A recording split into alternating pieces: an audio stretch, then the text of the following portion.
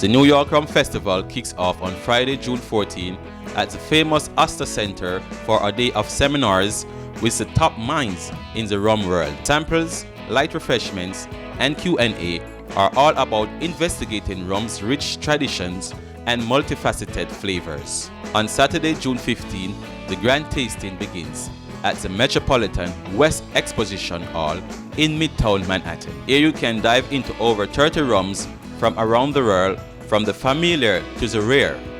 Along the way, take in further in-depth discussions from renowned experts. We have put together a roster of the city's best rum, cocktail, and Caribbean bars, each with their own take on Rum Week. The best part is seeing people that I don't get to see every day. We're brand ambassadors, bar owners, bartenders, like people who are really interested in rum. We're all over the place doing our projects and our work. And so that weekend we get to reunite and hang out and have some rums and just enjoy it.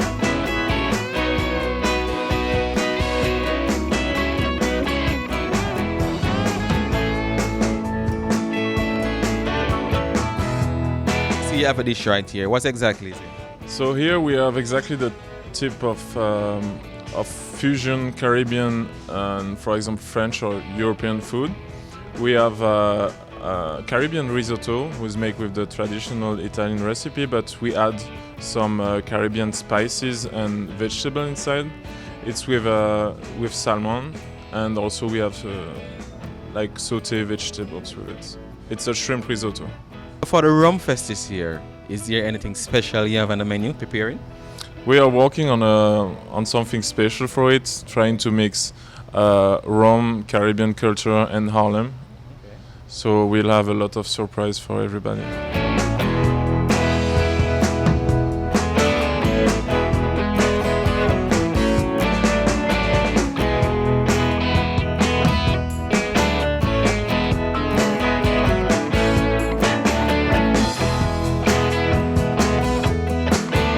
One of the fortunate things of my experience is I've had the opportunity to be exposed to the great creators in this whole craft cocktail world.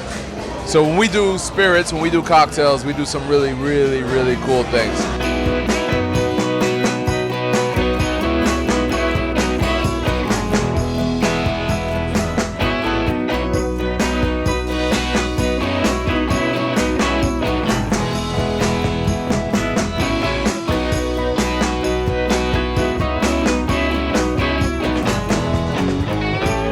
The event is another way to celebrate what our countries are seeing, and the opportunity for people to understand there's greatness, especially given what's going on in D.C. right now, where there's so much disrespect going on for immigrant communities.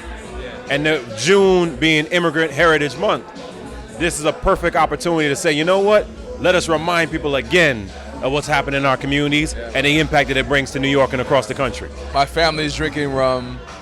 I thought about rum. I was like, I want to do a rum place, and the idea to me was just like, I'm going to do something that, in a way that nobody else is doing it. Because there's other rum bars in New York City. True indeed. But the perspective is different, right? It's like, it's more of, it's not from a true Black Caribbean, African Caribbean person, right? So I wanted to do something from that perspective. But as I started to look into it, I realized that rum was a part of the triangle trade.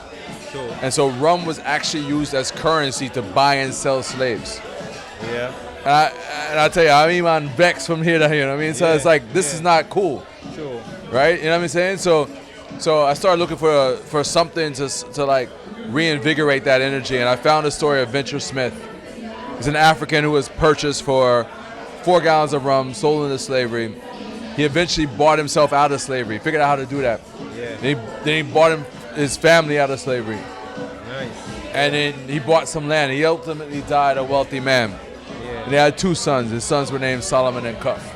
Oh, so that's where the name comes from. Where the name comes from. Yeah. Nice. This is an opportunity for us to support entrepreneurs that are doing the right thing and for us to keep this going. And that's why it's important, and we're grateful for this interview, because now you can say, hey, if I'm coming into Harlem, find a place like Solomon and Kuff that's doing the right thing.